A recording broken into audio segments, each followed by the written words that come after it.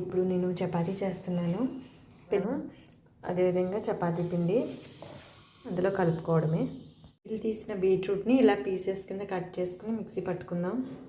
గోధుమ పిండిలో కొంచెం సాల్ట్ అండ్ ఇలా మిక్సీ పట్టుకున్న ఈ బీట్రూట్ కొద్దిగా వేసుకుంటూ కలుపుకోవాలి.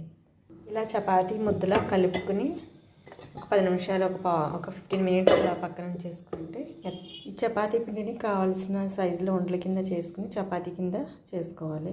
కొంచెం ఆయిల్ అప్లై చేసుకుని ఇలా ఫోల్డింగ్ చేసుకుంటే లేయర్స్ కింద చక్కగా వస్తాయి.